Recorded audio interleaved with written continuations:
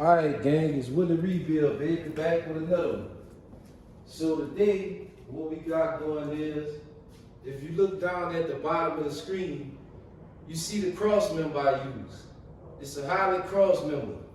It's part of the Black Hawk kit.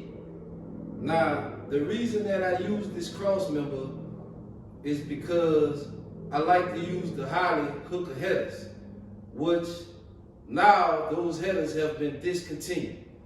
Cause a lot of y'all ask me, well, what headers you use? I use the hooker headers. I had a few sets in stock that I had stocked up for my swaps, but now the headers have been discontinued. You can still find them. They're gonna cost you a pretty penny to use them if you can find them, but they have been discontinued. To my knowledge, that's what the word is, that they've been discontinued. I got some new stuff I'm gonna start using. I'm not gonna tell y'all what it is right now. I need to do a little more testing and make sure that the headers ain't gotta be beat up and all that to fit, but I think they're gonna fit. I got pretty good sources that I deal with that used them and told me they're gonna fit.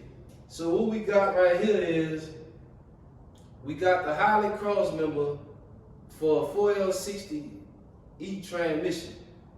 Now, what I'm gonna do is, I'm gonna show y'all how to install it. And the reason, like I say, I use this cross member because of the headers. So I use the headers, cross member, oil pan. That's it. That's all I use from Holley. Alright, so I'm gonna come back on the other side and give y'all a closer view and let y'all know what's going on here with the situation, gang.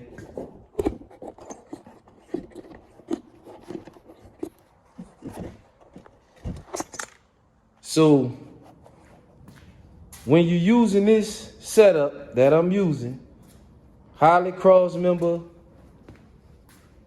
on the engine is a 302-3 oil pan, and I got the hooker headers.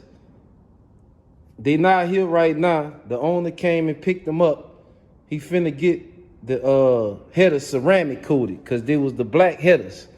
So once you get your engine and trans installed, sitting in there on your engine mounts like I got going here right now, the next thing you're gonna wanna do is install your cross member.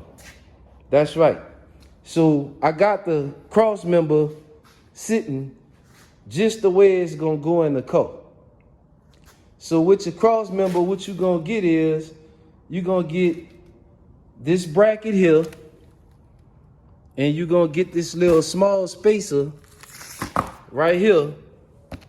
You gotta buy that separate. That's how the company do. They nickel and dime you to death, but they stuff work. But you're gonna get this bracket here, what I already done attached to the cross member. This your passenger side. This side gonna be shorter. As you can see, the flange here, from here to here, is longer. This bracket here is to adapt it to the frame. Now I'm gonna take y'all under the car and show y'all something, because I was watching a YouTube video not too long ago, and the guy couldn't figure out why he couldn't get the cross member to work from Holley. So I'm gonna show y'all what's going on. This car right here is a 1987 Monte Carlo SS. It came with a 200 R4 4-speed overdrive transmission from the factory. So I'm gonna get under the car and I'm gonna show y'all the best I can. Let me see why my screen. All right, that's right. We got some action here, gang. Now I gotta take y'all under the car, cause Willie Rebuild is a backyard builder, baby.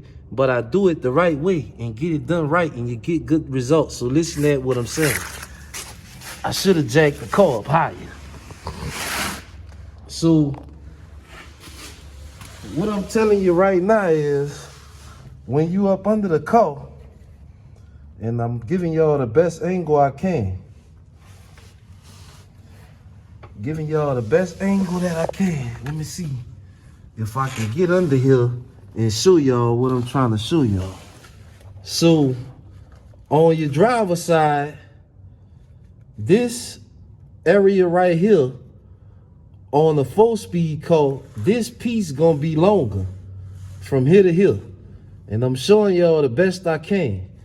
So on a 3-speed car, this not gonna be here. You gonna only have those bolts up here in the front.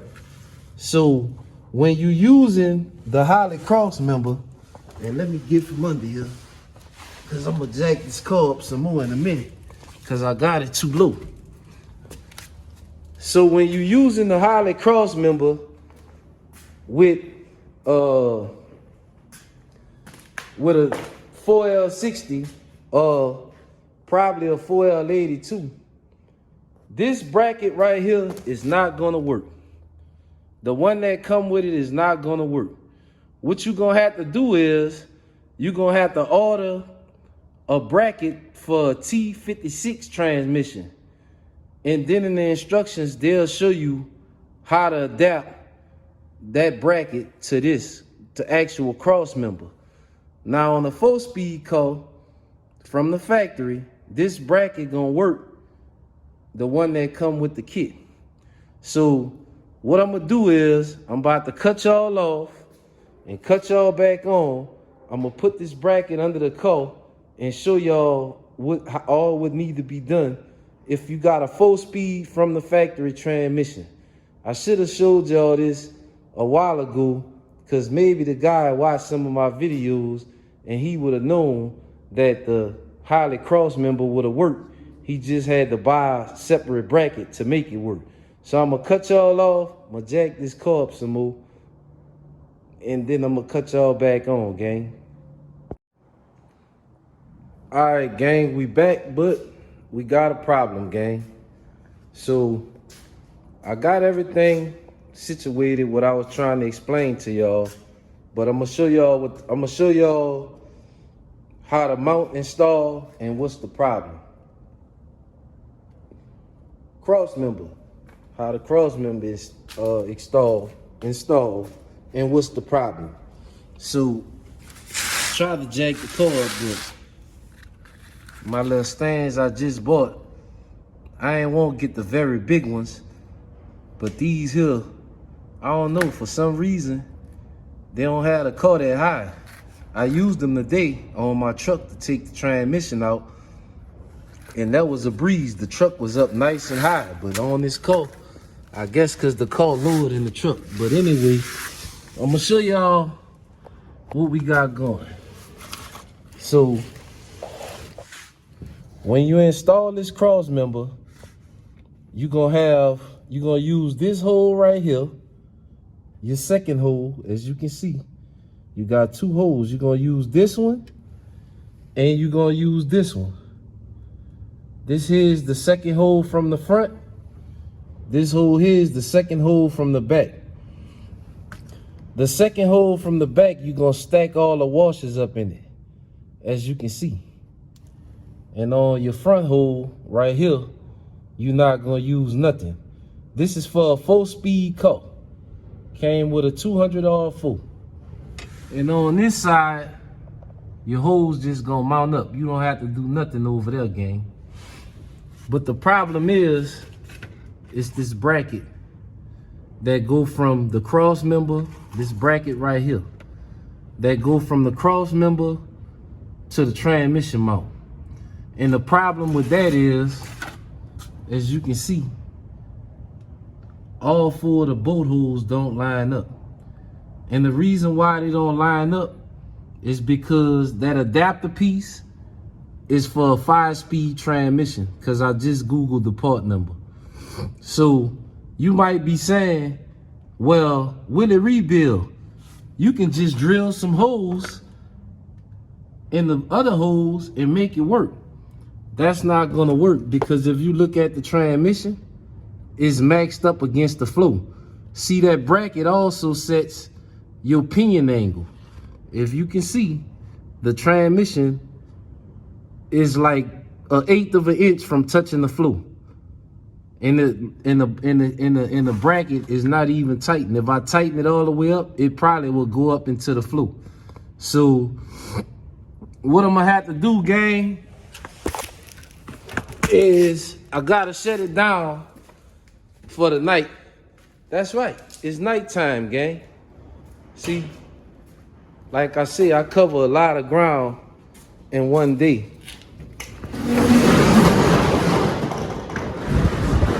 It's nighttime, everybody going home. Only person here is Willie Rebuild getting the job done. That's nighttime. So what I'm gonna do is, tomorrow, I gotta go and get the compression fittings from Summit for the gas tank. I got some end line here with the end fittings. I got the gas tank sitting back here under the car. I need to get a compression fitting for that so I can mount the gas tank. And I gotta get a fuel line fitting for the fuel line. My fuel line is right here. It's already ran. Just gotta loop it over the brake booster and run it to the fuel rail. The bracket is no big deal. I don't know how the mix-up came about. I sent the parts I needed to the customer. I'm not sure what happened, because sometimes when you send, like, when you forward the parts in the text, it'll send you back to like the home page. So maybe that's what happened, and he texted me back, because all the brackets look the same, but they slightly different, gang, as you can see. The two bolt holes don't line up. And the pinion angle on that bracket is higher because it's for a different transmission. So the only thing we could do about that is, tomorrow I'm gonna go and get the right bracket. I'll call the customer tonight. I'm not gonna take the bracket off right now because the transmission is actually resting on the bracket. So I'll get the right bracket and he can go and return it. I'm gonna get the fittings I need so I can set up my fuel system and run my hot wire from the back and get all that squared away. This time I'm gonna walk y'all through step by step.